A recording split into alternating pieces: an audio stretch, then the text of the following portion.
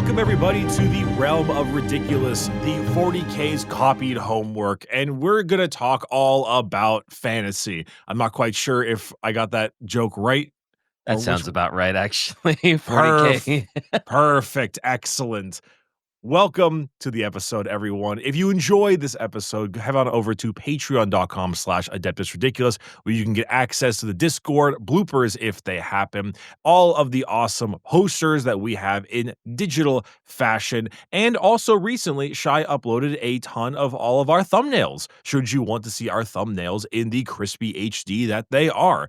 Also, if you want to get some merchandise, go on down to orchidate.com or click the link in the description to snag yourself some awesome things like dice, objective markers, desk mats, posters, shirts, hoodies, and more. If the link before was kind of weird, there's a new link now. Don't you worry, because we did a website update. But if you go to orchidate.com, just in general, you can easily find it there too. Yes, sir. Yes, ma'am. Hell yeah, brother. Hell yeah. So, DK, tell me all about the vampires. Well, I will. How about I give you a quote first? All right, fine. I'll give you a quote. I'll pretend like it isn't basically the last faction that we have. Okay, and if you don't get the quote, it's okay. I have another one that you'll totally get. Sure. Your quote. By all means, try to stop him. I won't stand in your way. Beat him back, chop him down, hold the line, carry the day, cover yourself in glory or guts. It makes no difference to me, or to the dead for that matter. You're just postponing the inevitable, lad. Okay, the lad is something that kind of threw me off a little bit. I didn't really expect the lad.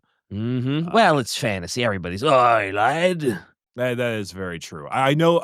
I also know for a fact that we have more than just the vampire factions, but I did in fact get spoiled by the same post that showed a vampire, and we talked about vampires last time, so I just have a good feeling it's vampires. The corpse starch tweet got you, huh? Uh-huh. Damn, it is the vampire counts. Yeah, the vampire counts. The vampire counts, specifically. Not just vampires, vampire counts. I was kind of hoping you were going to get that wrong, because, like, the follow-up quote was going to be like, they must have amnesia because they forgot I'm him. And then I was sure you were going to get vampires.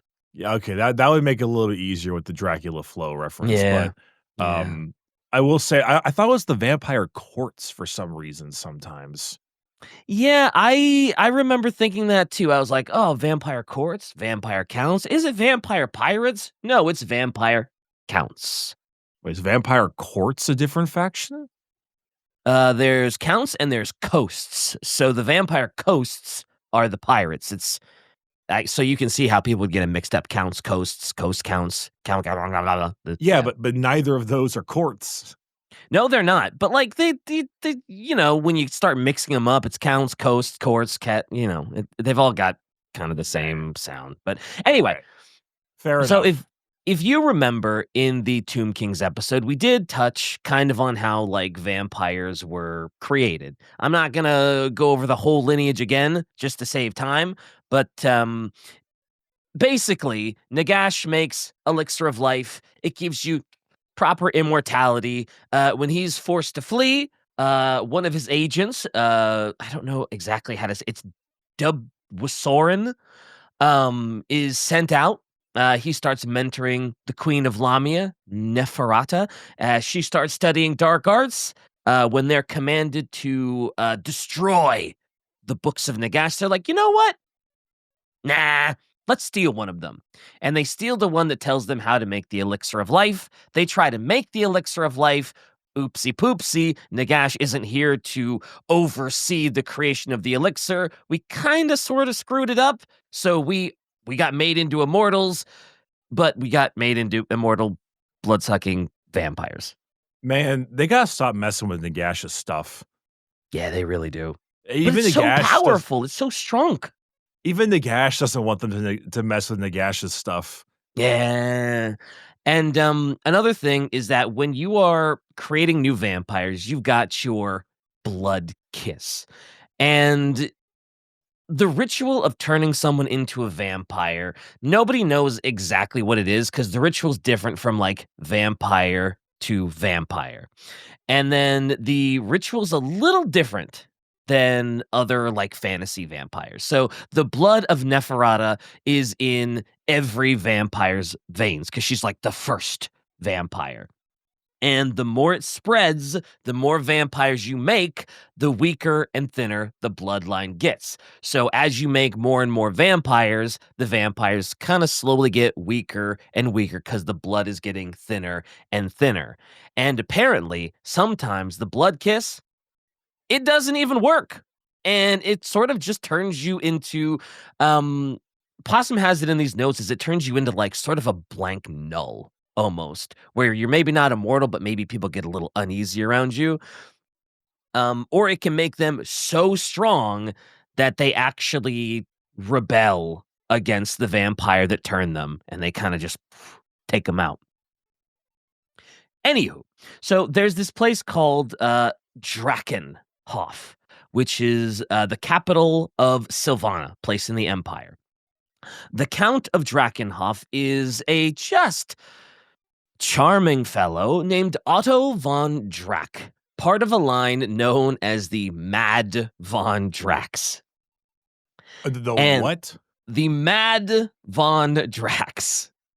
Okay. Charming has heavy air quotes around it. When I say he's a charming fellow, they're heavy air quotes because the Von Drax, absolutely awful rulers, terrible rulers. They Oh, are. Oh, go wait, ahead. yes, Sylvania. The vampire place is called Sylvania. Oh, I said Sylvania, didn't I? Well, Sylvania. Transylvania, Sorry. Sylvania. Yeah, I read it a little Transylvania. bit. I read it a little bit as Sylvania because I was kind of a little Warcraft coded in my brain right there. Also, I have to be 100% honest with you. Until Shy said, "Hey, Bricky, the vampire place is called Sylvania," it did not click in my brain. Transylvania. That one is like really egregious. I'm not gonna lie. Yeah, That actually, it one's is. pretty. Me on my third watch of Nosferatu. Damn. But yeah, so they're in Sylvania. And the Von Drax, terrible leaders, all of them. Otto Von Drack, no different. Not great at their duties. They are prone to inbreeding. But a lot of that is because they're very paranoid rulers. Because Sylvania is kind of this cursed land to begin with, and we'll talk about why it's cursed in a little bit. And the inbreeding was because they have this kind of fear of leaving the castle because the land is so cursed. They're humans. I'm pretty sure there's undead and sickness running around. So their fear of leaving the castle leads them to inbreeding. The blood is thin. They're exceptionally prone to sickness. They didn't send any sons on their crusade. Specifically, there was a big crusade in Araby that they didn't send any of their sons to be part of, and they are literally the only noble house that does not send their sons on this crusade. And Otto is such a piece of work that when he is drunk, he's literally like, "Me? I'm such a good ruler. I'm Sigmar Reborn, buddy. That's me. That's me."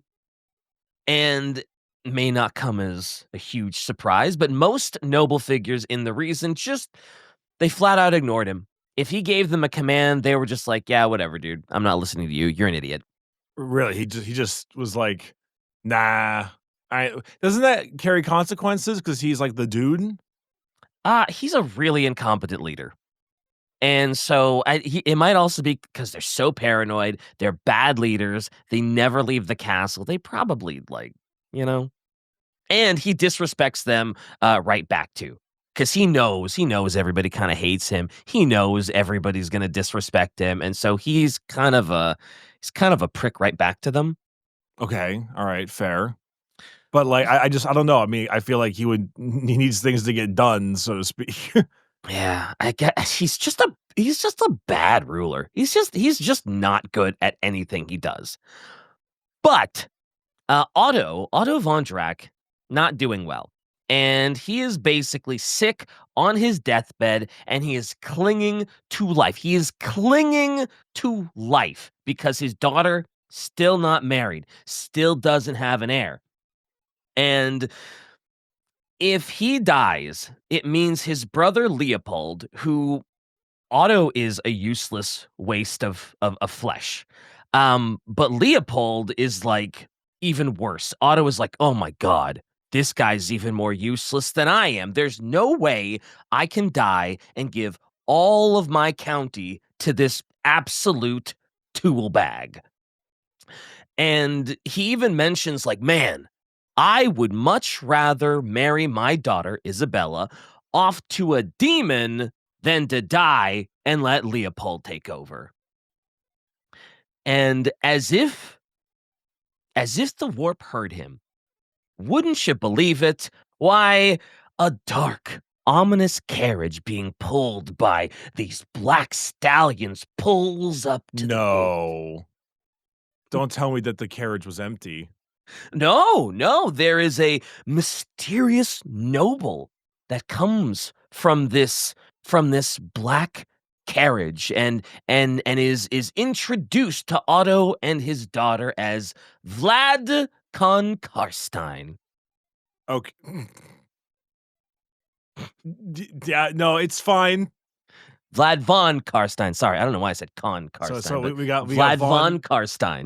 we got Von Drac, and now we have Vlad. Mm-hmm. I mean, you got the carriage, which immediately gave me Nosferatu vibes, right?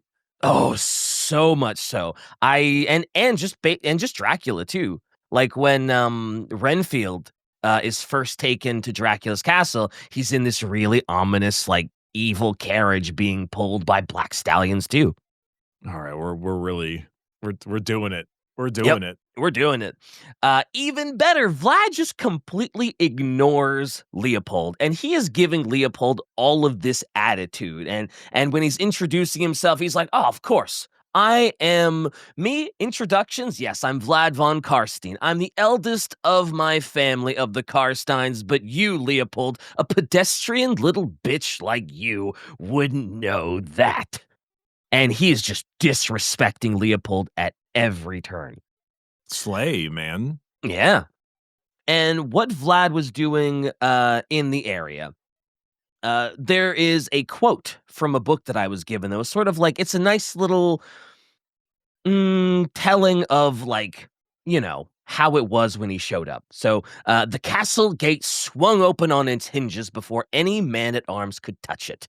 The visitor was revealed, and as one, the baying guard dog ceased to howl and slunk away. The stranger was tall, darkly handsome, and of noble bearing and aspect. No one stayed his entry as he marched directly to the count's chamber. The newcomer's accent was foreign, perhaps from Kislev or even further afield. He named himself as Vlad von Carstein and recited his noble antecedents to the count. He then claimed the wide-eyed Isabella's hand in marriage. Looking into the stranger's cold, dead eyes, the count perhaps regretted his rash oath, but before he knew it, he had given his blessing nonetheless. You done too far. You gone too deep. You gone too deep. But to be fair, Otto sees Vlad and he's like, whoa, he is this, like, charming noble. He despises Leopold. He comes from a pretty good line. And he's like, you know what? Yeah, you know what? You should have my blessings. You should marry my daughter Isabel because, he's got this air of power to him, this air of nobility to him. And he's like, you know what? It sure beats Leopold. Why not? Why not? It sure beats the other guy. Yeah, this is a great alternative, and I'm about to die. And so at some point they're like, Isabella, what do you think? And she's enamored by Vlad. She also senses he's got this crazy power welling up inside of him, and she's like, okay, show me how much you love me, though. I want kind of like maybe a token, just show me. And do you know what Vlad does to show Isabella how much he loves her? I have no clue.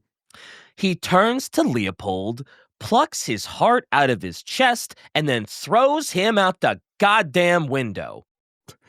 Have you ever seen the Grand Budapest Hotel? I have not. It's a part where Jeff Goldblum or Willem Dafoe just like throws a cat out the window, and then Jeff Goldblum is like, "Did he just throw my cat out the window?"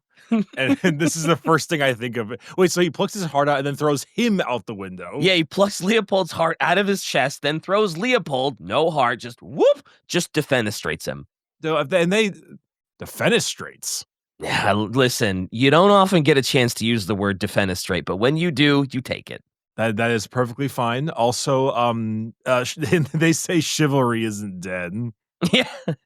And then Vlad presents the heart of Leopold to Isabella, who must just be soaking wet after that display of love. But she claims she doesn't need a heart that no longer beats. And, you know, sorry, Shy. And after such a romantic introduction, a ceremony is indeed held where Vlad is married to Isabella. Vlad does become the sole heir to Otto's throne, and pretty much right after the two are wed, Otto just dies in his bed. And Possum does a really good job, and he did a bit of digging, and he actually found that the heart might represent something a bit more symbolic than like just a gesture of love. So he actually found the book, and he found the description of like that scene. So it goes, Isabella joined him at the broken window, linking her fingers with his, slick with her uncle's blood. But for the blood, the gesture might have been mistaken for an intimate one. Instead, it hinted at the darkness inside her. By taking his hand, she was claiming him and the life he offered every bit as much as he was claiming her and the power her heritage represented. The power! Somewhere in the night, a wolf howled. It was a haunting lament made more so by the wind and the rain. It sounds so lonely. It's missing its mate. Wolves are one of the few creatures that mate for life. It will know no other love. It is the creature's curse to be alone. Isabella shivered, drawing Vlad closer to her. Let's have no more talk of loneliness. Rising onto tiptoe, she kissed the man who promised to give her everything her heart desired. Mm. Mm. And so obviously, like Vlad is doing this for, like we said, he's doing it for the power. He wants the power of Otto von Drac. He wants to be the Count of Sylvania. And even though it starts off that way, he and Isabella actually become quite in love with each other. Like they actually desperately fall in love with each other and are like just genuinely a good couple. They're a good fit. So much so that Isabella actually wanted Vlad to turn her into a vampire. She wants the blood kiss. She wants to be with him literally for eternity. And Vlad, who genuinely loved her back, was like, nope, I'm not turning you into a vampire. It might seem glamorous to be an immortal vampire that doesn't have to worry about age, but like being a vampire is a curse. You got to drink blood. You got to constantly kill people. It is not glamorous. You know, you can only come out at night. No. I actually love you, and I don't want you to have to endure that. But as luck would have it, well, for Isabella, not so much Vlad, she would actually come down with a horrible and incurable disease, an incurable sickness. That would, by turning her into a vampire, keep her alive, I assume. Yep. Doctors claim there was basically no saving her and that her heart had actually stopped beating. Naturally, Vlad is like, hey, doc, don't worry about it. I'll take care of my sick wife. I've got some holistic home remedies that I think will help. He didn't actually say that, but you get the idea. And wouldn't you know it, 3 days later, Isabella shows up and is completely cured. She's never looked better. She's the picture of health. Looks a little pale About though. to say maybe a little pale, got a weird bandage on her neck, but Yeah. past that. Yeah, looks a little pale, and we only see her by the moonlight. We only see her at nighttime. Ah, well, whatever. She looks phenomenal. Easy And peasy. yeah, easy peasy, lemon squeezy, right? And that is Isabella's model in Total War Warhammer that Shai I just mean, posted. she kind of do be slaying a little bit. She absolutely be slaying for sure. She do be looking a little pale, a little pinkish, I would say. Yep, definitely. But she actually do be slaying. That she do. She absolutely do. Let there ever be wine and blood and slaughter. Restraint is for mortals. Isabella von Carstein. What a good lord. She's a vampire. What are you gonna Yeah. do? Wait, I'm sorry. That line goes so hard. Restraint is for mortals. Damn, That's that's a tagline. That's a good one. Hell yeah. But other really strange stuff started to happen too. People suddenly start just disappearing in the night. There were rumors that the dead were rising from their graves and these risen dead were attacking people. But curiously, the dead were only attacking people who went against Count Vlad. And even stranger, How curious. How curious. yeah, so curious. And it seemed like anybody who was loyal to Vlad was not attacked by the dead and would never disappear. Crazy coincidence, right? Hmm. Um, Another thing to note is that at the beginning, a lot of the nobility and the citizenry kind of were a little leery of Vlad, not because he's a vampire, but because everyone just assumed he was going to be like Otto. They were like, "Oh, great. Yeah, Vlad he's probably just going to be another Von Drag. We're screwed again. Ugh, gross. Hate it." But Vlad was actually doing he was a really good leader for Sylvania. He rebuilt estates, he was working on the infrastructure, and just generally doing good stuff. But he was doing this good stuff because specifically, it says this in one of the codexes. It's quoted as saying, "The Count cherished his tenants as a peasant family cherishes a beast they are fattening for the midsummer feast." All right, So, so the people underneath these vampires are not having a good time. So at the moment they probably are because he's treating them well, but the idea here is that he's treating them so well because he wants to prop them up so he can knock them down. He is essentially, like a pig that's getting fattened up for supper. It's like, "Oh, the feast. Oh my god, my life is so good." And then so at the moment, it's fine. They're just like, "Wow. Vlad's doing good stuff," you know? Hmm. I I'm just it's vampires. It's vampires, of course, it's vampires. Yeah, the peasants in Sylvania probably live a lot better than the peasants of Bretonia right now. Absolutely. Well, peasants of Bretonia, we discussed that last time. Their lives are shit. Yeah, their lives are if you're a peasant, I don't think there's any worse place to be a peasant than in Bretonia, right? What about the Tomb Kings? Oh, well, Because aren't you just like an undead skeleton? yeah, you kinda are. Yeah, but That one Bretonia isn't does really great. suck. Bretonia does suck. There's a different kind of suck in this one. Mhm, mhm. All right. Well, I mean, I don't know. I'm surprised that they're living as well as they are. My immediate thought is that this will go very bad very soon. Well, you know what? Let's keep talking. Right? Let's keep talking. So, suspicion does start to arise because Vlad's reign as count is lasting literal generations. He and Isabella are having generational reigns.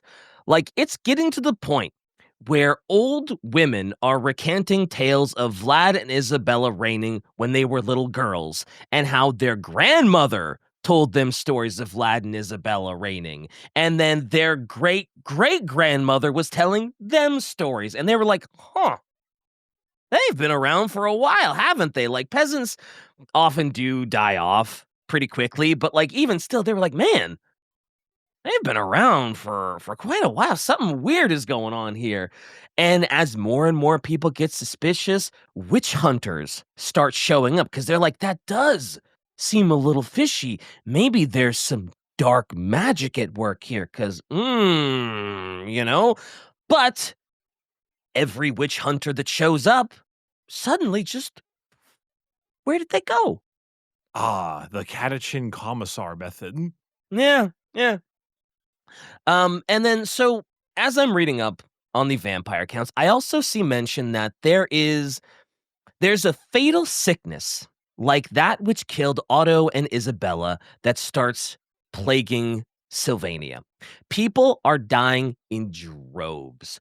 Graveyards are filling to the brim. The nobility are hit by it too, but shock of all shocks, it seems that when it happens to the nobility, suddenly man, all of these pale, long-lived nobles start popping up, and it seems like every noble house now has this just always they got some pale guy that just seems to live forever.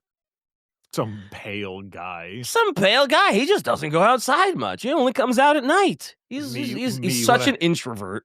Me when I walk into my local 40K tournament. We're full of nothing but vampire court leaders here. Pale white dudes as far as the eye can see, Woody. Dang. Now, the question I had is I didn't know if Vlad was actually behind this somehow, because obviously the more people that die, he benefits from it greatly. It's giving him so many corpses. It's giving him so many undead thralls that he could potentially use. Like, is it just a coincidence that it's getting hit by fantasy Black Plague? And so I asked Possum for a little clarification, and here's sort of the answer that they gave me. It was that in the very early days of Sylvania, like centuries before the Vondrox, warpstone shards apparently fell on the land. You remember warpstone, the stuff the Skaven used.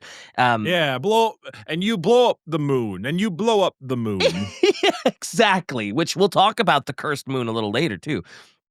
But all that warpstone falling on Sylvania actually resulted in the dead rising and conquering the province.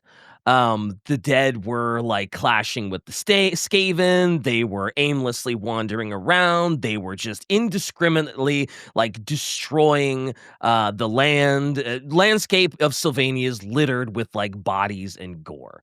The entire event is actually referred to as the Black Death. Wow, wouldn't you know it? In Sylvania, eh? Yeah, yeah. And the lands of Sylvania never really recover from this.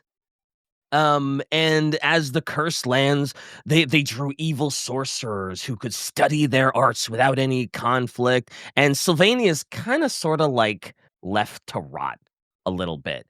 So that's sort of where the oh, this land is cursed. This is why we're scared to leave the castle. We're just mortals. What do we, you know? And so the past history of Sylvania, of like it being like, oh God, there's undead stuff everywhere. There's oh, of course there's plague and death. All the warpstone that used to be here. It actually makes for a really good cover for everything that Vlad is doing in Sylvania, for all of his sort of vampire shenanigans. So when we say that, oh yeah, Isabella, like this person fell ill like Isabella, it's actually quite clear that Vlad is infecting people, and he's using Isabella's sickness as a cover for it. Well, that's not at all surprising. Exactly. In the slightest, but yeah, right, gotcha.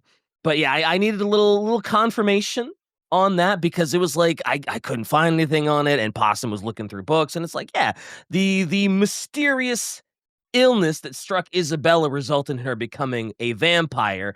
The other noble families were also struck by illness, kind of like Isabella. And it's like, well, okay. Thank you, Vlad. Good to Hey, know that you're the one doing all the stuff you're doing. Vlad, that funny guy. What a silly, goofy guy, right? Also, naturally, the worship of the sort of old world god pantheon was dying out. People that were tending the temples had kind of lost the will to keep worshiping because it was like, well, I don't think our gods are welcome here. Everyone is dying. Oh no. Priests are driven out of town, and if you have no priests, that means that no one is there to do funeral rites, no one is there to do burials, and the dead are literally just piling up on the streets. Piles of dead bodies on the road. And then, kind of out of nowhere, well, I guess not nowhere, Mordheim, capital of a place called Ostermark, just gets absolutely leveled by a warpstone meteor. Nice. Let you. We're the rats. Yeah, warpstone meteor just comes down and just it destroys half the city, kills most of its inhabitants. The city is still standing, but it is basically just ruins. I'm And immediately doing. Do you know the rat? This has nothing to do with the Skaven, correct? no. Damn it. I mean, if you said like a warp storm meteor has hit them versus like the Skavian have launched a warp storm meteor at them, both are completely acceptable statements. I would totally believe that it was like, oh yeah, the Skaven just launched a warpstone nuke. They were just testing out to see if it would work. Oops, sorry, we blew up your city. I would totally believe it. I can see the And warp the I can see the rats just being like, what if I like pull these two atoms apart? yeah, but you know Or what the I cut this problem atom in is? half. You know how you know it's not the Skaven? How's that? There were no Skaven in Mordheim. There were no Skaven casualties. You can't have a proper Skaven explosion without killing mass amounts of your own kind, right? No. You see, they were doing the crap. I forget the movie. Dr. Strangelove, Sure. the guy riding on the bomb. Oh, yeah. I think that is Doctor Strangelove. Yeah. All the rats were on the meteor. They just got vaporized when they landed. I could see that one too. The Skaven with cowboy hats in hand, like just Yes. yeah. You get it. Amazing. Can we use our powers of good to make like some artist draw that? Because that's a great one. Anyway, also at this point, Warpstone isn't super crazy well understood. People know that it has magical powers. People know that there's some funny stuff to it, but they're just like, it's pretty much every faction is fighting over Warpstone. Every faction wants Warpstone. There's something funky about it. There's some crazy magical aura to it. The Imperials are constantly funding mercenary expeditions into the ruins, get more warpstone. I think they believe they can use it for medicinal purposes or something. But Vlad is also no different. He's sending all of his creepy little ghouls and minions in there. Harvest as much of this warpstone as you can, please. And so on the eve of this very special night, I'm going to try and pronounce this. I don't know if I'm going to get it. Geheimnisnacht. Well, it has knocked in it, so I got It that does. part. It means night. I know that part. Yeah. Donkey Um. shins. But on this night, Vlad decided to make his move. And if you're curious what uh Gemnisnacht is, it's imagine sort of like a fantasy Halloween. Because that big warpstone moon that we talked about in the Skaven episode, and we talked about a little earlier, it's called Morslieb. That warpstone moon is only full like twice a year. And when that moon is full, the sort of boundary between the material world and the warp, the fucked up realm of chaos, it gets thin. And some weird stuff happens on those nights. And on Geheimnisnacht, it's like, ooh, shut your doors, don't go outside. The freaks come out at night, right? It is on the eve of a night called Heckesnacht, which is the night of mysteries. There's a lot of, I guess. Hey, DK. Yeah. Knocked. Who's there? Who's there, Bricky? I didn't expect to get this far. Favorite knock joke has been like, "Hey guys, I have a great knock joke," and it's like, "Oh, what is it?" It's like, "Okay, start," and they're like, "Oh, knock," and it's like, "Who's there?" Anyway. Oh, that's pretty good. That actually is pretty good. Because everybody knows how the joke starts. Anyway, so on the eve of this sort of hellish green moon, Vlad is like, wow, guys, I've noticed that there's still a lot of very not dead nobles running around. And while that's totally cool, I'd like to invite all of you to this very non-threatening festival, which is also called the Dance of the Dead.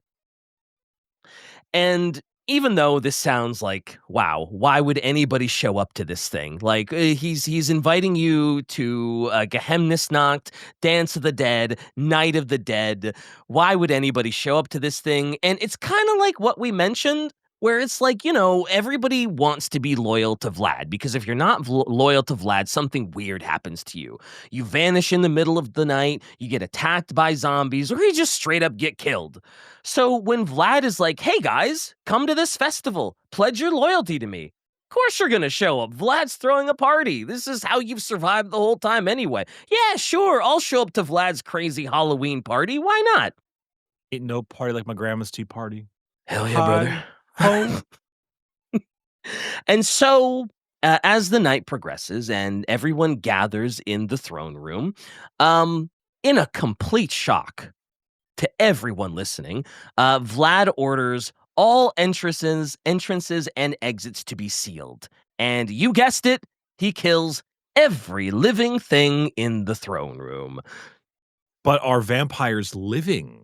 Oh, well, these are the people that have gathered for Geheimnisnacht are the last remnants of like people that are like still alive, like the nobility that's like still living and stuff like that. So these people are actually getting killed, except for 2 survivors.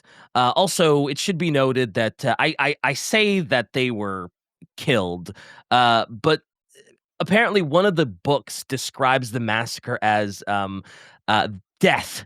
This death offered by von Carstein's vampires was not pretty. It was bloody and wretched. There would be nothing left to buy but bones. So the survivors was one of Vlad's loyal servants. His name is Alton Gans. Alton Gans, such a loyal servant that he was like, hey, I kind of know what you're planning here, and I want no part of this. Nope, don't want it. Don't want it at all. And a witch hunter who had been hunting a vampire who had killed his wife, named Stefan Fischer. Also important to note, Stefan's brother-in-law, John Skellen, his name is, was in attendance and was killed. And if you're wondering, well, okay, Alton Gans was like just a very loyal servant, but how did Stefan survive? Apparently, what Stefan did was like, well, everybody's dying, so I'm gonna hide under a bunch of corpses, and I am going to just play dead and hope to God that nobody finds me. And apparently it is described in a book as like there were so many bodies, so many body parts that he is slithered under the bodies of all of these dead people, and he has just caked himself up in as much gore as he possibly can. And the reason he survives is because so many dead bodies and so much gore that the vampires get too full of eating gore and drinking blood that they're just full. We can't eat anymore, guys. I'm so uncomfortably full. I couldn't eat another bite of human flesh. I guess we'll just leave. And so he was just lucky enough to be underneath the currently feasting vampires. Yes, when they just happened to get full. If they were just like never-endingly hungry, they would have eventually gotten to him. But apparently they're like, "Oh, I'm so full. Let's just start looting corpses instead." What a damn what a gamble to play in that situation. Yeah, well, I mean, when there's a literal mountain of dead bodies, is it really a right? Is it really a gamble? Well, your choices were limited, yes. I will say that, but Yeah, true. But the night is still young, and Vlad's real goal was to use one of the books of Nagash, along with all the warpstone he collected, in order to raise an army of the dead. And when Vlad reveals his true goal, he reveals it to Alton Gans, and this is the literal excerpt from the book. And so it goes, you would that it stays the way that it is, the way that it's always been, with my kind forced to hide from daylight, vilified by the stupid masses, hunted by fools with stakes and garlic cloves like wild animals, fit for nothing but slaying. No, Gans repeated. He was visibly trembling. Still, he held his hand out as though he was truly expecting the vampire count to surrender the incantation without unleashing its curse on the world. Are you afraid, Gans? Are you afraid of a world full of the risen dead? Are you afraid that they will see you as I see you, as meat? And after this moment, Gans is just like, hey, could you turn me into a vampire? Like, please? Yeah, you're right. I don't want that. I don't want to just look like a meal. Please turn me into a vampire. And Vlad's like, nah, I won't. Because I knew it. Yeah. He's gonna be like, no, don't think so. No. I need someone to act as my voice to the living. I need someone to act as my diplomat to the living. So you're gonna stay alive. Tee-hee. And also, fun fact, Stefan makes it out of the whole ordeal alive because Vlad does go through with this ceremony, with this Book of Nagash, all this warpstone, and the dead start rising. Everyone that had been killed in the throne room starts rising up like zombies, right? And they all start marching out. The throne room doors are unsealed. And so what Stefan does is he sees all this happening and he stands up and he's like, and he starts acting like he's dead. He starts acting like he too is a zombie. What a baller this guy is. Yeah. So, and he just walks out. He just, yep. And he even goes as far as stealing one of Vlad's horses to escape. Well, okay, this is like, I don't know if this is meant to be like comedic in the situation, but this is extremely funny. I thought the same thing. And apparently, according to Possum, when Vlad revived the dead with the Book of Nagash, apparently he just did this really dramatic scream into the sky, and then the dead started to rise. And Possum was like, yeah, it's very Thriller, apparently, where he's like, ah, dum dum dum dum dum dum, and everybody just starts racing from the dead. I wonder if the Thriller dance is like going to be lost on the younger generation soon because of how old it's getting. I hope not. Like that Thriller is and should always be timeless, right? When do you think Michael Jackson died? Please don't. Please I'm don't. looking it up. I'm looking Please up. don't.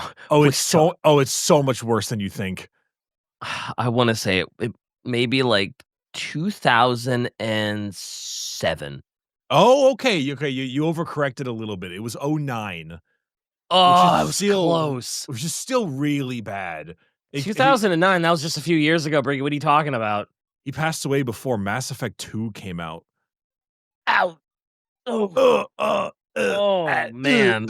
Sorry, I'm taking poison damage. Yep, definitely. All right. Anyway, whew. The next problem for Stefan is while he is making his getaway, he actually does get caught by some vampires that are patrolling the area. And it was like, "Oh no, man, I got caught. Shit. They're going to kill me so bad. I'm going to get reunited with my dead wife in the great beyond. It's over for me, brother." But as fate would have it, he would be saved by some troops from a person named Countess Otilla. I think she is from a place called Talabakland, which is very tough to say. It's an elector province we mentioned in the Empire episode. But anyway, so they rescue him, and when Stefan gets saved, he's like, "Oh my God, you guys, you'll never believe what happened. Vlad, that guy over there, Vlad, holy shit, he's a vampire. He has an undead army. Holy moly, you have to stop him, please. Oh God, look at what he did. Let me tell you what he did." And so Attila's army is like, "Oh, okay. Yeah, we do need to stop them." And so they march to this place called Essen Ford, where the first battle of the first vampire wars would take place. And so the vampires, in a sense, have, or at least Vlad has an army of the dead. Yes, he has a big army of the dead. Gotcha. Okay, so that's where the vampire counts have, because I remember them having like an undead army of sorts, but I was like, isn't that supposed to be the Tomb Kings because skeletons? But no, so this There's is a lot of undead shenanigans. Yeah. so this is zombies. Yeah, this is zombies and vampires. Gotcha. Zombies and Okay. vampires. So zombies and vampires, as well as like Egyptian kings or pharaohs and skeletons.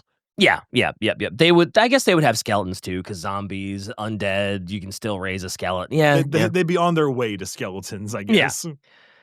And the battle at Essen Ford is pretty much a one-sided beatdown, as you would imagine, because one of them is an undead army and the other is mortal humans. And being mortal is stupid. Yeah, so dumb. So dumb. Imagine. And Stefan would actually be killed. He was killed by his now vampiric brother-in-law. His brother was killed, raised as a vampire, and I believe they actually gave his brother-in-law a choice of like who he wanted to kill, and he's like, "I'm killing my brother-in-law," and he gets killed. That's kind of funny though. Yeah, but Vlad makes kind of a big mistake.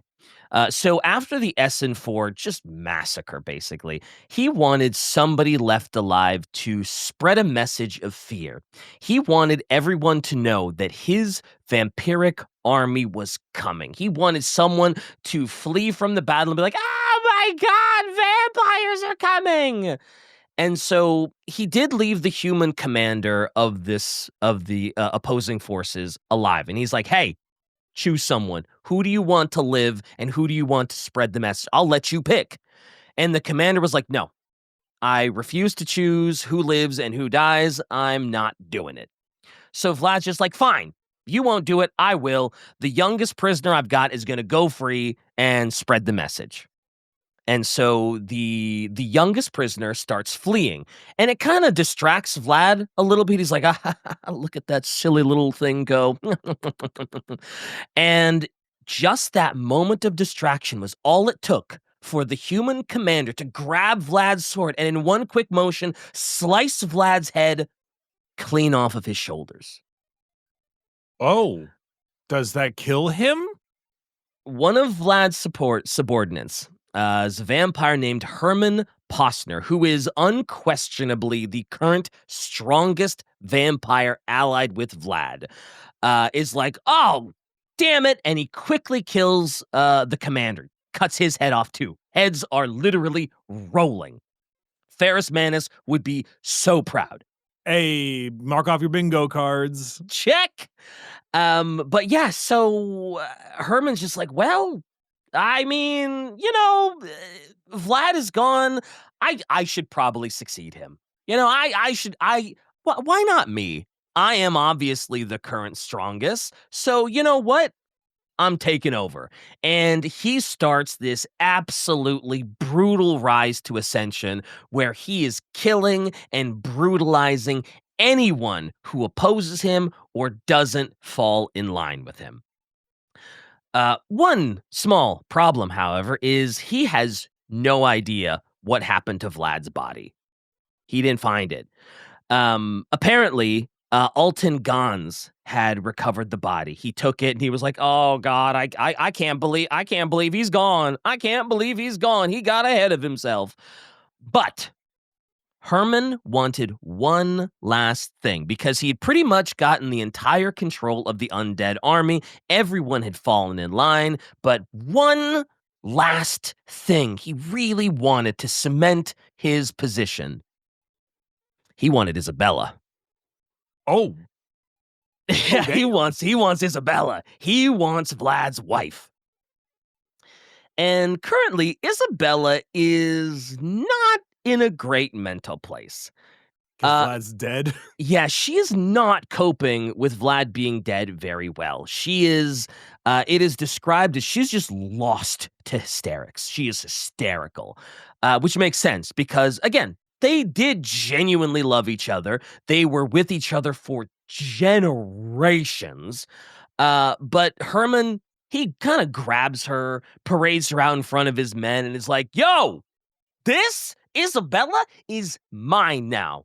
Do any of you fuckers have a problem with that?"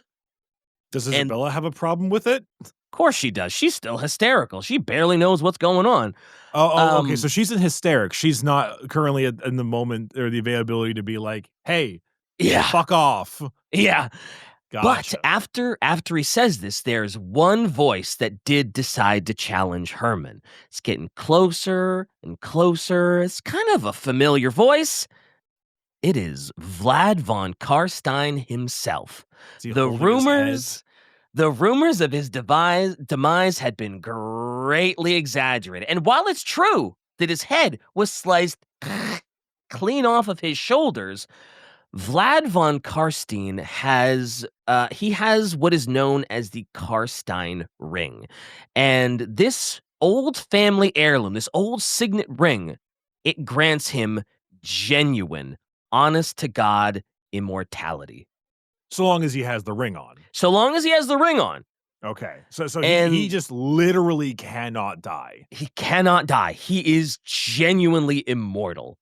I wonder, I know this goes against the whole point of the entire thing, but I am a little curious because normally whenever there's a thing like that, people start doing weird logistics and they're like, "Well, what if you cut his hand off? Does he no longer have the ring? Therefore, can he be killed?" And there's always like questions like that, like which goes against the point because then you're just kind of taking the fun out of it. Yeah.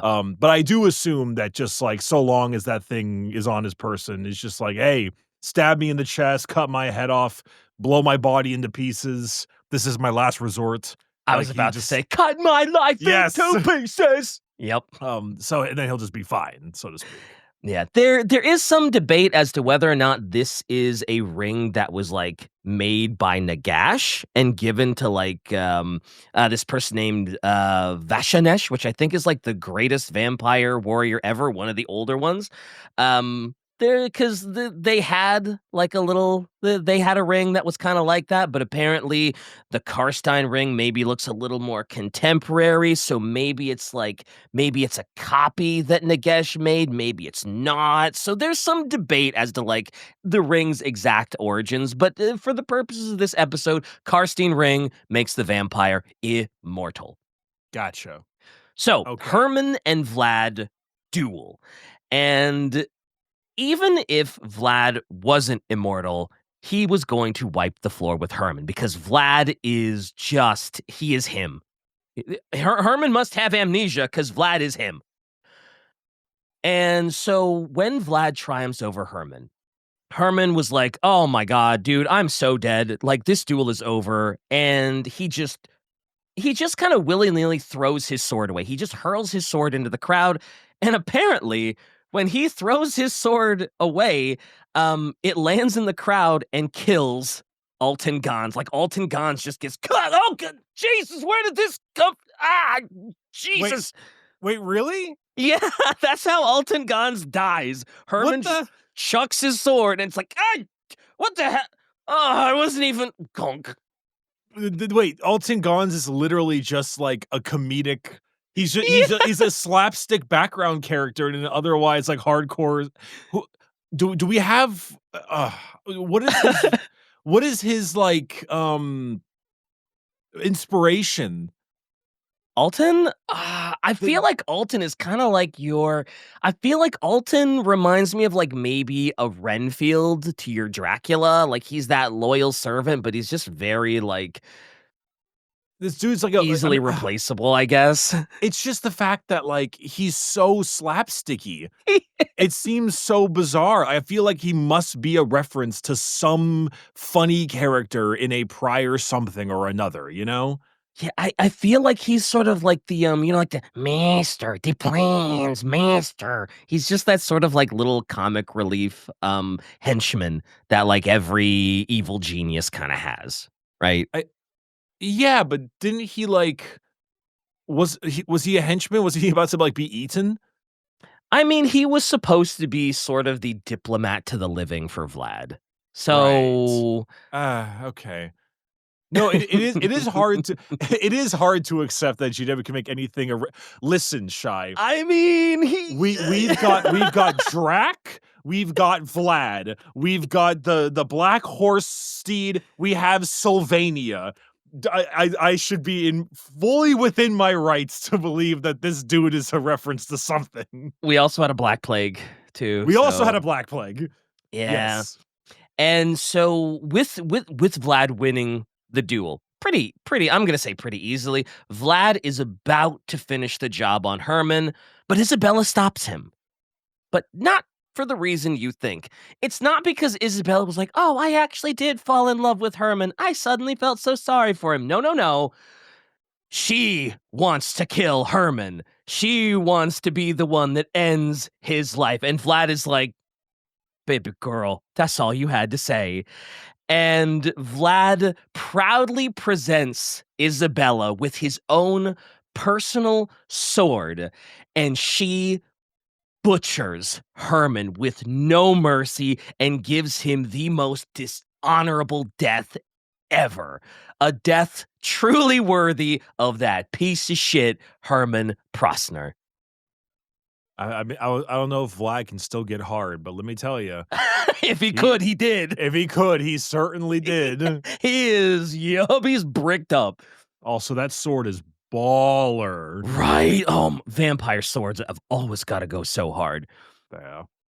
And so for the next like 40 years, Vlad and his undead army go on an absolute tear, dominating the empire. They're going into empire lands and they're just like unstoppable. With his actual immortality granting signet ring, Vlad cannot die. And even though during this like 40 years of going into the empire state, he dies so many dies air quotes so many he gets impaled, he gets stabbed through the heart. Apparently at one point Wait! Are you telling me Mhm. Vlad was impaled? Vlad was impaled by 5 spears at one point. Yeah. Vlad was indeed impaled. Duck smoke. Classic. Classic. Classic Vlad.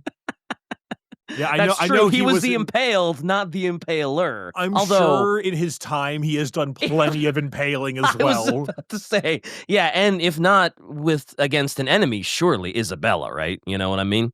If he can get hard. True, true. Apparently, he was even at one point decapitated by a cannonball. But he just rises a few days later. Every time, it's just like just a few days later, he's just like, "Yep, here I am." Like, I wouldn't be surprised if there was an instance of Vlad being killed and reviving in time to execute the person who killed him. It's crazy. That's just so funny. It has the meme of you know the wrestling meme where the guy like the guy gets out of the coffin or he stands back up and he's like well no, what's the meme where like the big dude's like staring behind the guy laughing? Yeah. That is AJ Styles in the front and Undertaker in the back. There it is. Gotcha. Oh, that's the Undertaker? Yeah, that is. I believe that's the Undertaker's last match. Oh, Oh, that's a good meme then. It was a boneyard match. I believe that was a Oh. COVID era, and it was a pre-recorded match that they did in like a little boneyard graveyard area. Bone saw is ready. Ready? Yeah. Yeah. Oh yeah. Oh yeah. And so Vlad's campaign is going so well. And all he's got to do, he just needs to conquer the capital city of the empire, Altadorf. He does this, and he's essentially beaten the empire. But the walls of Altdorf are really well defended. Like everyone in the empire is aware of Vlad running wild. Vladimania is absolutely running wild. Vladimania. That wasn't even that funny. No, it wasn't. I was like, wow, that guy. Well, okay, let's go. It's fine. Never mind. So Altdorf is like, oh man, we got to stock up on essential supplies, get the harvests in. We got to have plenty of food for the long haul, shore up the defenses. Man, we just make sure we're ready. And while their defense is admirable, it's an undead army. They can just continue to throw themselves against the walls, batter the walls until it's just like it's looking like things are just, man, even the people in the city were just like, okay, so we're totally gonna die. The empire is doomed. We're just waiting for the undead horde to break down the walls of the city and just it's over. So the grand theogenist at the time, like the head priest type person named Wilhelm III. He goes into the catacombs of the city and he starts praying, and he's like, man, if anybody's listening, Sigmar or whoever or Ulrich, if you're listening, man, we sure could use some help. And Wilhelm is visited by a strange man in a hooded robe. This strange man is someone named Manfred von Carstein. Manfred is essentially what Vlad would consider his eldest son, which for a vampire, that just means like he made them a vampire thrall, right? He gave them the blood kiss, as it were. And he made Manfred a thrall, from what I was reading, even before he took Drakenhof. So Manfred is like the eldest. But like many vampires, Manfred is very ambitious. He's been alive a long time. He's seen power. He wants power. But he had to figure out a way to take it from Vlad, because Manfred is no match for Vlad. He's cunning. He's pretty good with necromancy. He's pretty good, like, sorcerer too. He's not weak, but he's not on par with Vlad. Manfred is a politician. Vlad is the tyrant. As Possum says, Vlad was yoked compared to him. He was yoked. And apparently Manfred's presence alone would cause Vlad to go into an unstoppable frenzy. So this is what Manfred has to do. He has to figure out some way to dethrone Vlad because he can't do it himself. And so Manfred, cloaked in his hooded robe, tells Wilhelm all about the signet ring. He tells him all about the Carstein ring that Vlad wears and how, man, this ring grants him immortality, but if you take the ring from him, the immortality goes with it. Okay, the classic. The classic.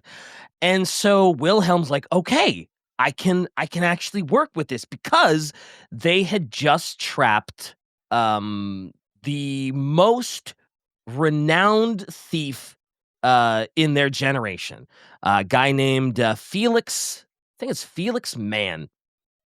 He was doing another heist, and they trapped him, and he's in chains, and they're like, hey, listen, Felix, we have just one of the most important tasks for you ever. We need you to steal Vlad's ring. We need you to steal his signet ring. You can do that, and we will reward you with just a crazy amount of money. You can leave the empire, start life somewhere else. fresh start for you, or you can say no, and we're gonna hang you until you're fucking dead. Okay, And I mean, that's a pretty good option there. yeah, so Felix is like, yeah, you know what? You know what? Yeah, I I think I will do this. I think I will try to steal this ring. Absolutely.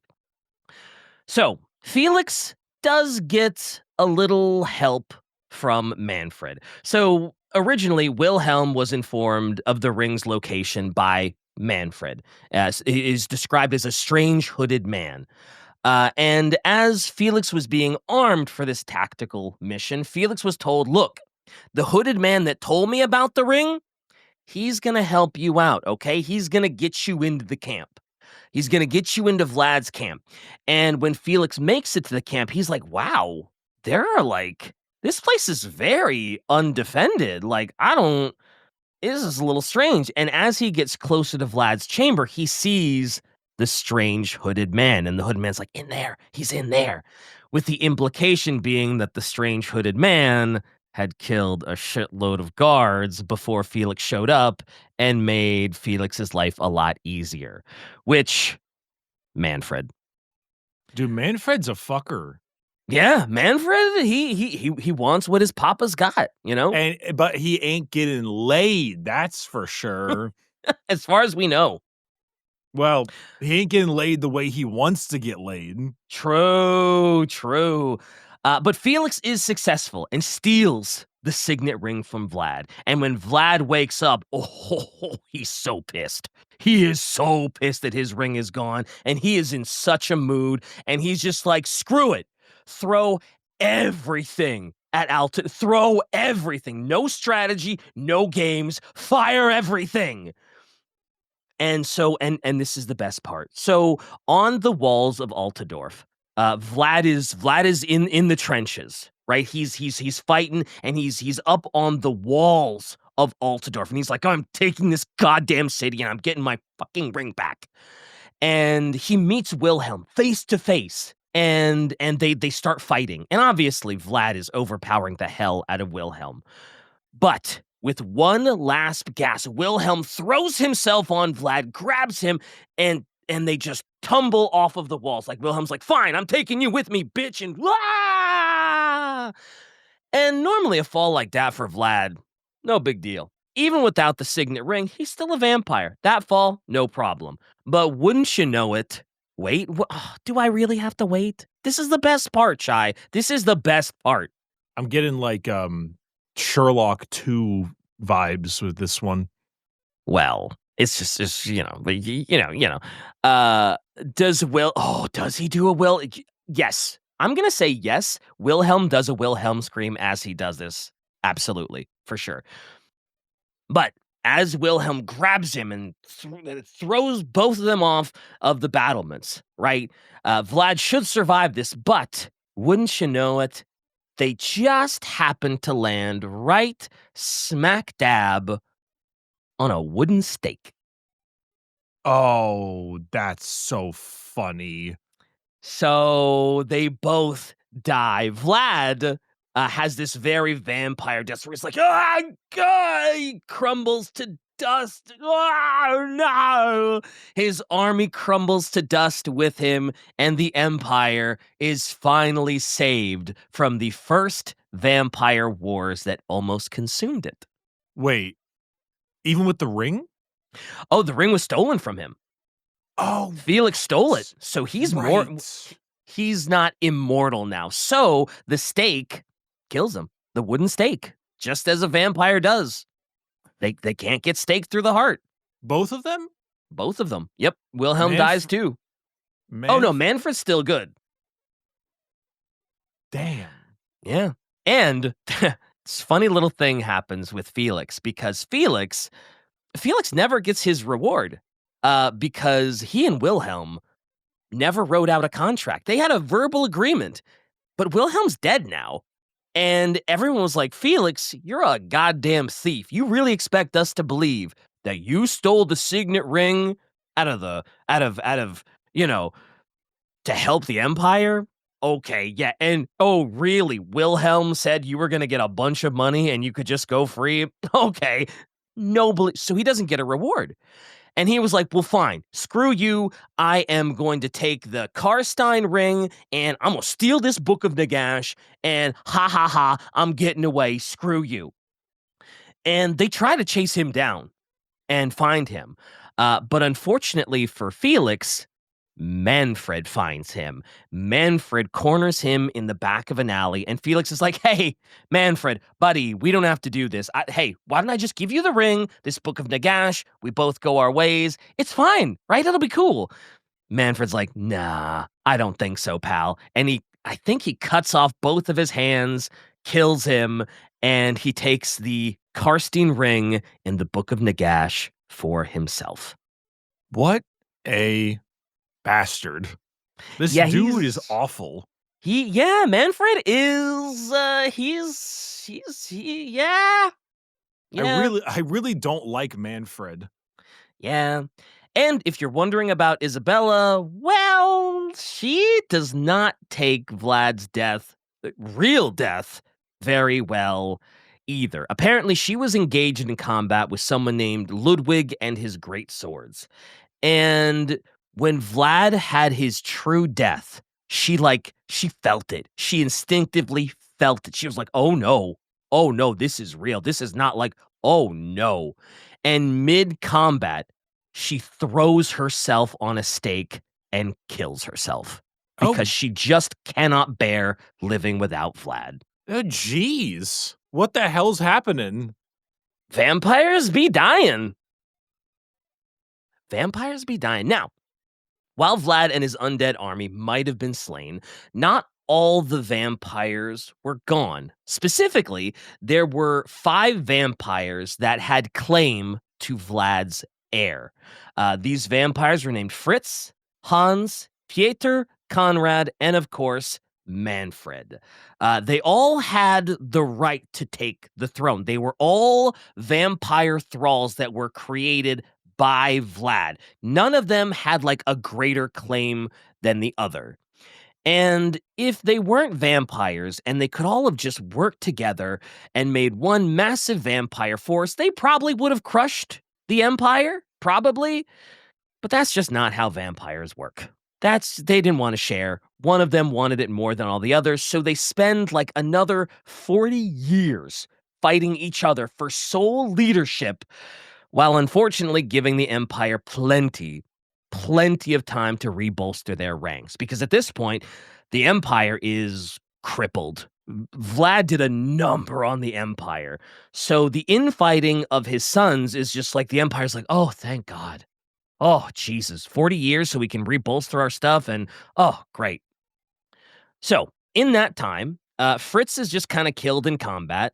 Hans tries to fight Conrad, but according to the Codex, Hans perished when Conrad instigated a quarrel with him over who was the toughest and then slew him and cut him into pieces.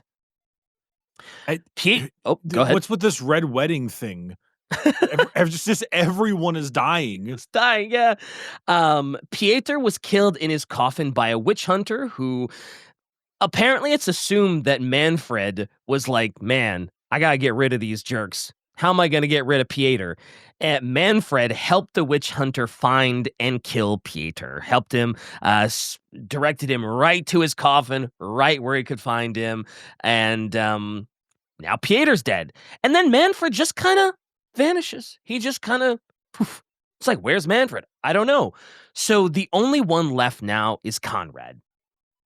And Conrad is a bloodthirsty savage. Like, Conrad, before he was turned into a vampire, was known as a bloodthirsty savage.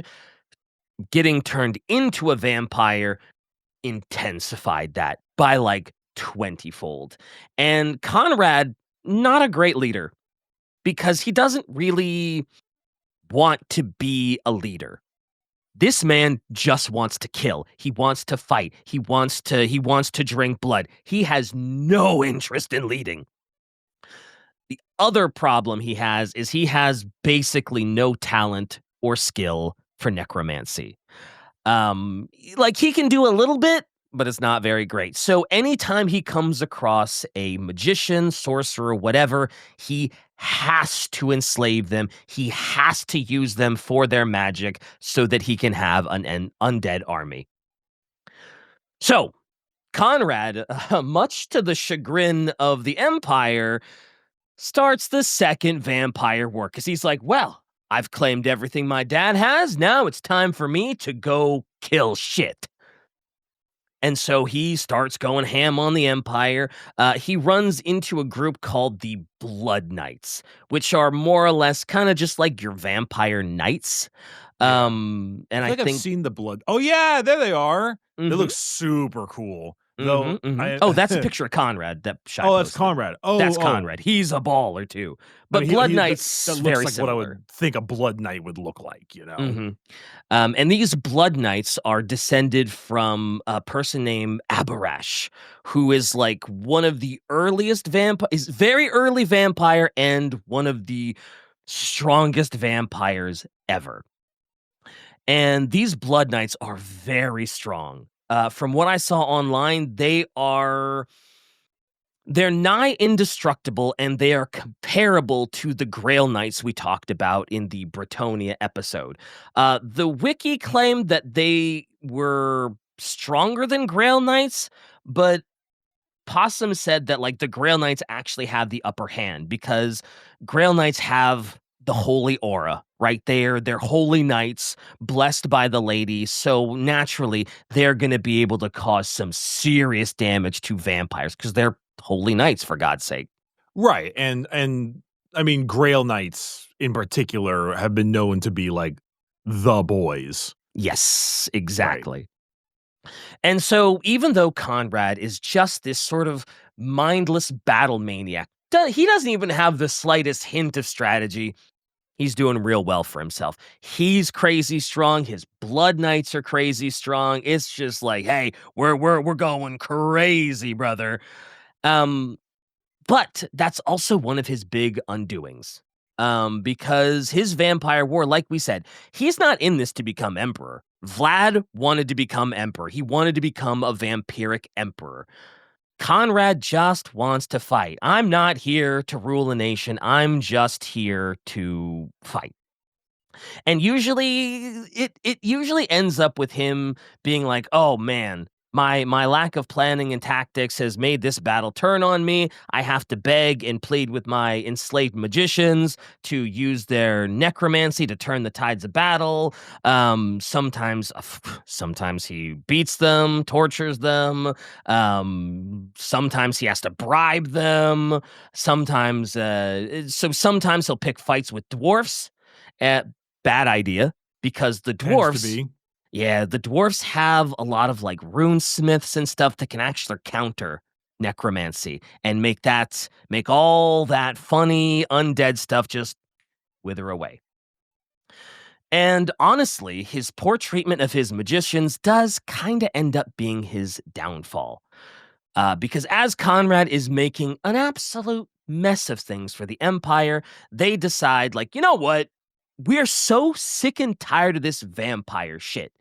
And so all of the elector counts and like every elector count of the Empire and even a bunch of dwarf lords amass this just huge army. And they're just like, we're stopping him right now. Conrad has to be stopped.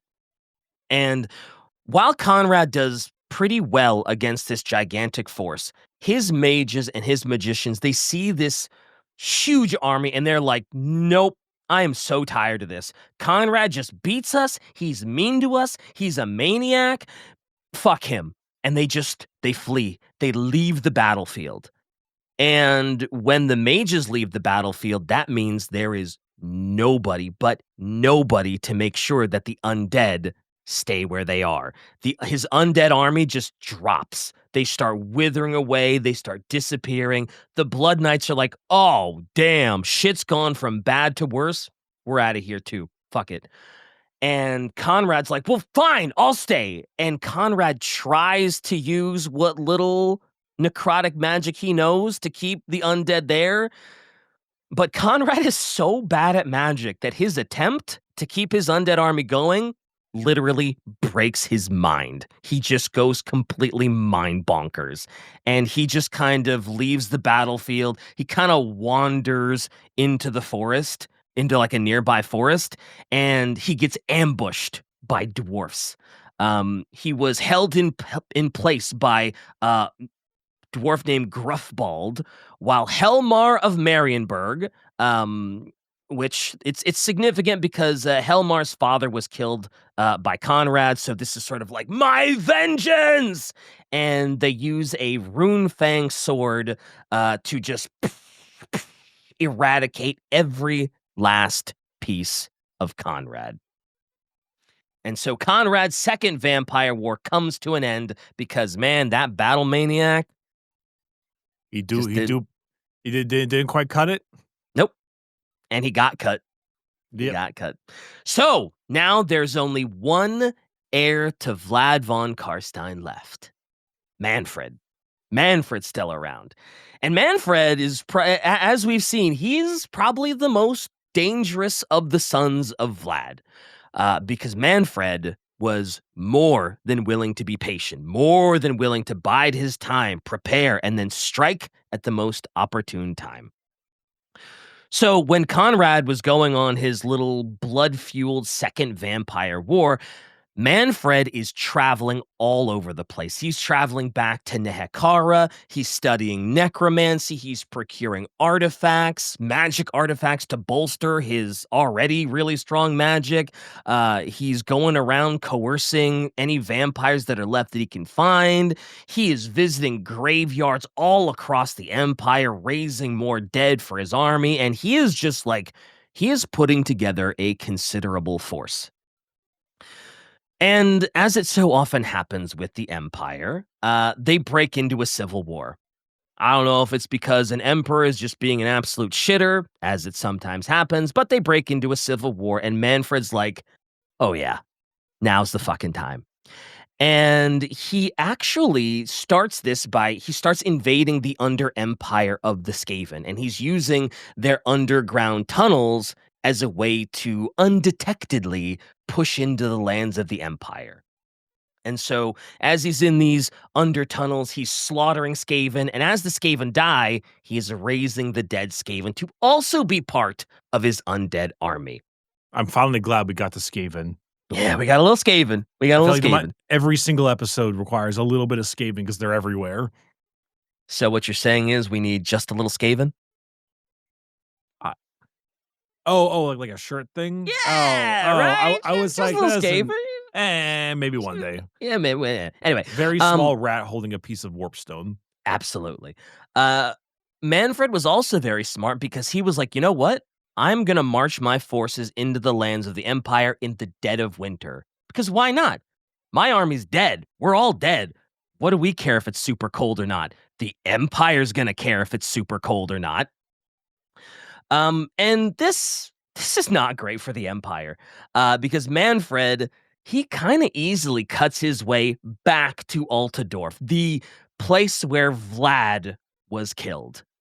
And apparently Manfred finds that Altdorf is like, he's like, wow, this place is kind of poorly defended. Like, my dream of becoming a vampire emperor is like, whoa, this is a reality. I could do this. Hell yeah, brother. But there's a huge problem.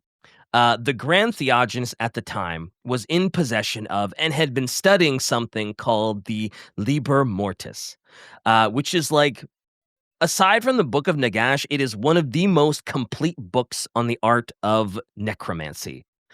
And he starts using this cursed book, and he starts reading from it. He starts reading an unbinding spell from it. And this unbinding spell makes Manfred's undead army start to crumble, wither, and die. And Manfred, even though he is on the verge of total victory, he has to retreat. Which is also a good thing because what he didn't know is that while Altdorf only looked undefended, there was actually a hidden army in the walls of Altdorf ready to just blow his back out if he tried something. Also, The other thing is that the Empire, at least in like the big cities, they were ready for vampire attacks. They had gone through 2 vampire wars prior to this, and they were like, look, if vampires attack us again, brother, we have the best anti-vampiric tactics you can get because we have seen this song and dance enough goddamn times. So, Manfred, after being forced to retreat, he starts working his way down the coast towards this place called Marienburg. We've talked about it before. It's like the Empire's big sort of trading port town.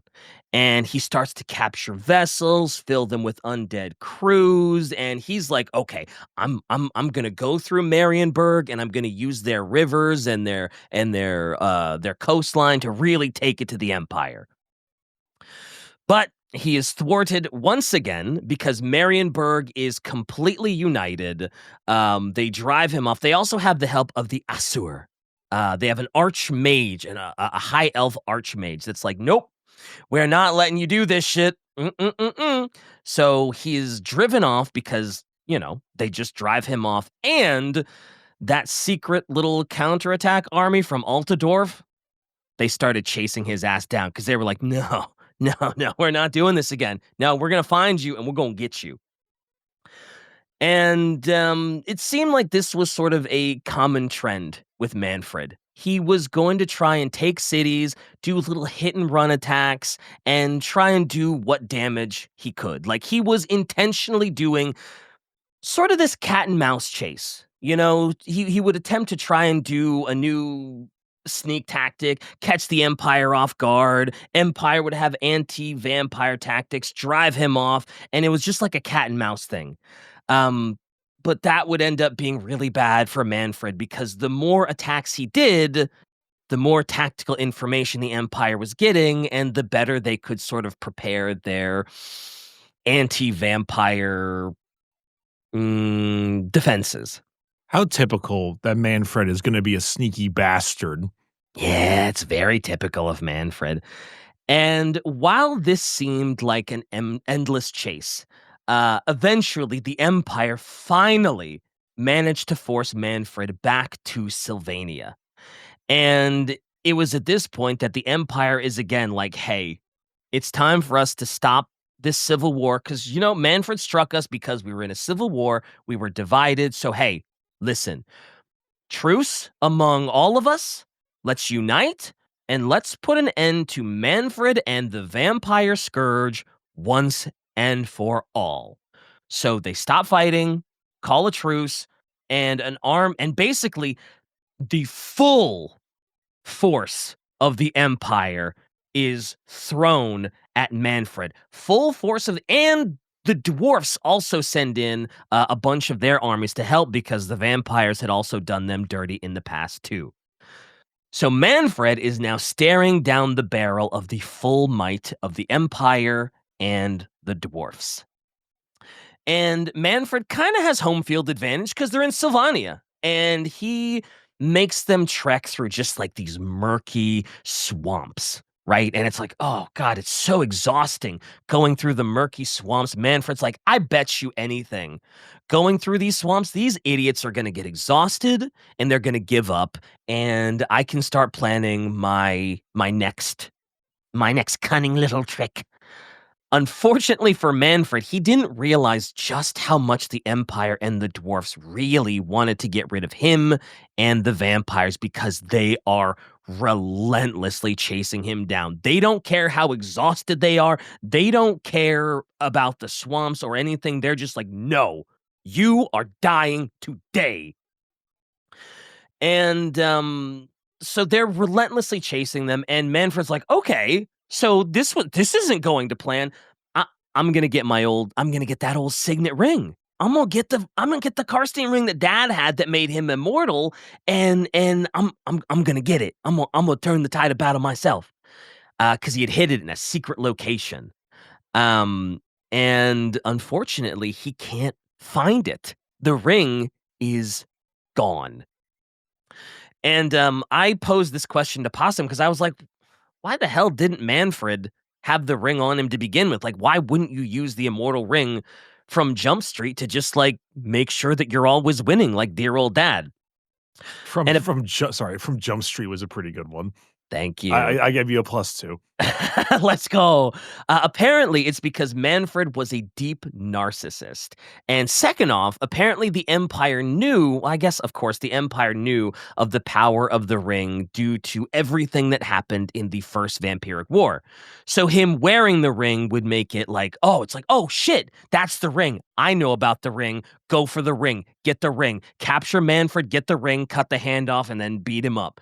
Also, apparently, the lack of a ring would imply to onlookers that maybe, oh, shoot, the vampire counts. They don't even need the ring anymore. Like, if he's brazen enough to run around without the ring, shit, maybe he doesn't need it, right? So Manfred can't find the ring, and he's like, "Oh no, my back is really against the wall now. Cause like if they find me and they cut me down in the right way, this is me dead."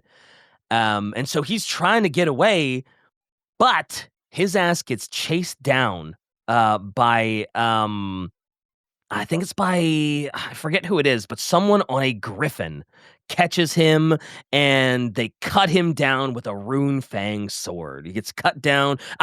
Martin of Stirland cut him down with his rune fang sword, and Manfred's corpse sinks and vanishes into the muddy depths of the swamps of Sylvania.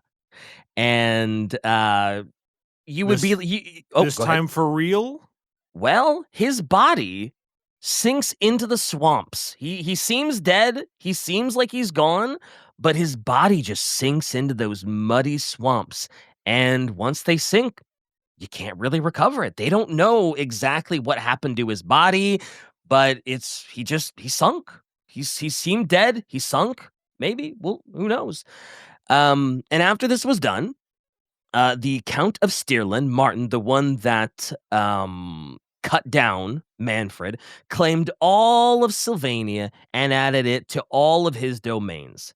And nobody ever contested this or cared about it because, again, Sylvania is a cursed, blighted land of vampires. And it is worth saying that while the whole point of this campaign was to get rid of the vampire scourge, not all of the vampires are gone. There are still vampires across Sylvania. There are still citizens in Sylvania that remember the old counts, and they actually look back on it with great fondness from when, like, Vlad was actually doing good stuff for them, seemed like a good leader, and apparently there are some people that would welcome the vampires back like that. But there are also other people in Sylvania that still are like, it's nighttime? Nope. Bar the doors, bar the windows, hang the garlic, hang the demon bane. Nope, nope, nope, nope, nope, nope, nope, nope, nope. I am not going out. Oh boy, those vampires are absolutely bullshit. Wait, I'm sorry. They are stronger than us, smarter than us, live longer than us, and are far better looking than us. They are our superiors in every respect, and the taxes are lower when they rule. When they come back, I will be the first to welcome them. Yeah. So, yeah, some people still look back on the old counts very fondly. It's like, man, taxes were low. They were good for us. Were they eating some of us? Yeah, but you got to break a few eggs to make an omelet, brother. That's so funny. Yeah. Wait, And so like genuinely, it seems like even during the tough times, even with the undead army and everything, the citizenry were living a fine life.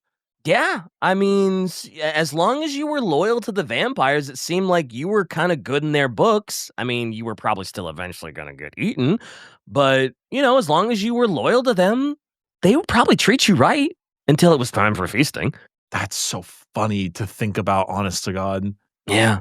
And And that's so, go ahead. Is Manfred? Please tell me he's gone, like dead. Well, so the mystery Don't you well me, DK? Don't you well me? Well, the mystery of what happened to Manfred's body, that is a question that is answered.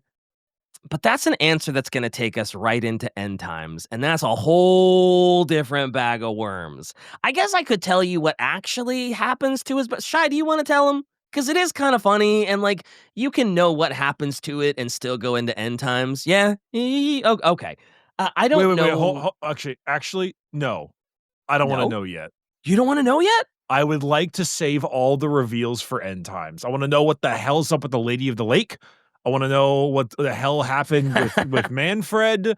I want to know all. I want to know what happened to Sigmar. I need to know them all. Okay. Well, if that's the case, then we have reached the end of our vampire counts episode. I think we can tell him how he came back without end times. I don't Shy, could you do the specifics cuz I basically know how it happened, but I don't know the exact specifics. Like cuz essentially what happens is like someone gets murdered in the swamp. Somebody dies in the swamps, and like a little bit of the blood goes into like one of the trees or something, and the blood goes down all of the roots into the swamp, and eventually just a few trickles of that blood find their way to Manfred's desiccating, decayed, muddy ass corpse, and it's just enough blood to revive him. That's dumb. He should have just stayed there. It's funnier than that. Okay, great. Shy probably has the exact excerpt. I didn't read too much into it because I figured we would save that for like end times, where it's like, do you remember Manfred? Here's what happened to that stupid dolt. I shouldn't say stupid dolt because he was cunning. He was smart. He did things right. He was a guy. He did things right. Oh, yeah. Okay. Do you want me to read it or do you want to read it? I might as well read it. Oh, go for it. A necromancer by the name of Herman Stiltman, a former member of the Necromancer Order of the Charnel Congress, attempted to resurrect Manfred as an act of revenge for his banishment. Just as the necromancer was about to sacrifice a virgin's soul for his ritual, Stiltman was suddenly killed by a pursuing group of hunters, of which include the famous duo Gotrek and Felix. Let's go! As the hunting party foolishly left his body intact instead of burning it, the blood of the necromancer dripped loosely from his corpse and flowed into the roots of a tree under which Manfred's body laid. As Stiltman had never lain with a woman, his blood qualified as virgin and thus enabled the ritual to work. While with enough blood entering his body, Manfred was able to rise once more. Manfred, hell-bent on taking the imperial throne for himself and ruling over the old world, even if it took an eternity to do so. She was right. That is way funnier. That is so funny. That's like, oh yeah, he never laid with a woman, so of course he's got virgin blood. That's hilarious. Thank you for that, Shy. That is really, really good. Mm-hmm. But that's the vampire counts. The line of von Carstein. How you feel? Is it crazy that I feel bad for Dracula? I mean, like, you feel bad for Vlad? Oh, sorry, Vlad, not Drac. Drac was a shithead, right? Yeah. Yeah, Otto von Drac was the shithead. Vlad was basically Dracula. He I got feel that bad Dracula for flow. Vlad. I feel a little bad for Vlad, honestly. Really? I think it's because and Isabella. Isabella probably didn't deserve this. But it's also the simple fact that Manfred is such a shitter. He really is. Manfred is such a shitter. Manfred almost feels like the vampire version of like an Erebus, where it's just like, what? Stop it. Stop doing these things, man. Stop it. Stop it. It is really like that. I don't know. I'm shocked that he is that he's that annoying. He is. He's that guy. He's just a cunning little shitter. Well, I'm glad to tell you all that Manfred is still alive in AOS. Of course he is. Lovely. Does he have a model? Oh, that's a good question. Does he have a model, Shy? Is there a Manfred model that we can because AOS goes so much harder with their minis than 40K does. Like 40K minis good, AOS minis better every time. With dragons, with zombies, with ghosts, with oh my god. Oh my god. Wow. Well, god damn it, Manfred. Did you have to look like that? You know, Suddenly, I take back all the bad things I said about Manfred. The dude is on like a spectral Dragon, dragon steed and its innards are all like glowy orange skulls. with ghosts coming out of his cape and bottom. Wow. Oh, he's serving the gash nowadays. Oh, that would make sense. Usually anything Nagash. undead related would serve Nagash. Such as Nagash the power of stays Nagash. Yep. winning. As he do, as he do. Way to go, Nagash. You hired a real one. Is it typical of me to be like, Nagash is like my favorite character? I think a lot of it's hard not to think of Nagash as like that's a very popular opinion. And he is great, such as the power of Nagash, right? Nagash and Cetra are both probably my Hell favorite. yeah.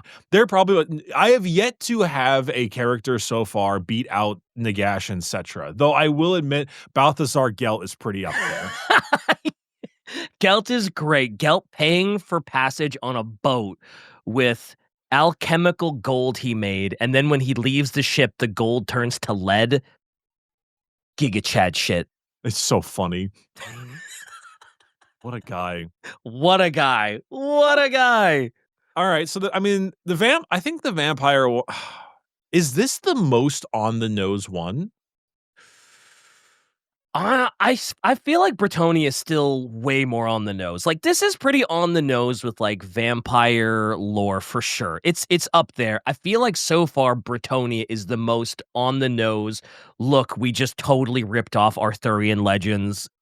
Not even trying to be subtle about it. We have a Green Knight. We have the Lady of the Lake. We basically have our Knights of the Round Table. Like, I think that is the most on the nose I've seen so far. This is definitely up there though. This one's pretty yeah, Bretonia was the one I think before I said it was the most was the most on the nose. Mhm. This one might be worse. Just because it's Vladimir and Dracula and Sylvania. This one's pretty up there, I'm not gonna lie. True, definitely. They're both high contenders for the most on the nose for sure. Definitely, 100%. So Told you it was gonna Yeah. be a long one. This was a very I long warned. one. I will say I did like this a bit more because the story of Vlad and Manfred and Isabella and stuff, it's like, it's a bit more of a classic story. Mhm, It's mhm. not as, I don't know, it's less meandering, in my opinion. Yeah, it's much less like, "Oh, look, it's a faction." No, it's like this historical lineage that you're going through because it's not really. I mean, I guess it's a faction, but like, yeah, dysfunctional family for sure. Yeah, definitely. Alright. I mean, Whew, I liked it alright. It's pretty a dysfunctional family. to say the least. I feel like Isabella got the raw deal in this situation. Oh yeah, Isabella. Yeah, she gets married off to a vampire. She does desperately fall in love with the vampire of her own accord. So it's yeah, she gets kind of screwed. Yeah, and then she does, like, off herself, which does also really suck. Yeah, out of just like the immediate depression of feeling Vlad die. It's just yeah. And also, wait, Manfred is Manfred just like an incest? I don't think so. Cause like I think with vampires, like they can't make children the normal way. Like you have to do the blood kiss, you have to do the ritual to make a vampire thrall slash offspring, right? So I I don't think so. Why? Well, because like they had the offspring thing, and there was the whole like, because you made him a vampire, so they kind of it's in a weird line. Yeah. But yeah, essentially your children, like Vlad's children between like Conrad, Manfred, Hans and everything, those are just people that he turned into a vampire. So it's not like he laid with a woman and made them vampires. Yeah. Right, right. So I mean, yeah. I just kind of I don't know how they look at that stuff. Yeah, I don't know. I don't know the vampires care. Right? I don't know. Probably not. Probably not. Well, anyway, how many factions do we have left? Are we gonna, like, go through all the factions and then, like, do end times or something, or That's a great question because end times is gonna have to be a biggin. So I would assume we should probably go through most of the factions before we hit end times, and then once you go into end times, you gotta go into Age of Sigmar, right? Because that's the whole point of Age of Sigmar is to sort of undo well, not undo, but be like, "Oh, look, there was totally a reason for end times." Oh god. So Oh, there's so much more than I thought, okay. oh, wow, there are that's more than I thought. Wait, so we did Norska. Yeah, there are a lot of those we haven't done. I like wait, there's a place called Nippon? Nippon. From what I've heard, Really? that is a very on the nose Japan fantasy. Well, I assumed it was that, but I mean, Yeah, Nippon, I don't know why I'm yeah. surprised. I'm like, that just seems too on the nose, and Uh, after finishing the vampire mhm. And course. I believe, Araby is Arabia. I mean, Yeah. I know Grand Cathay is, like, China, right? I think so, yeah. At least that one's a little bit less on the nose. Yeah.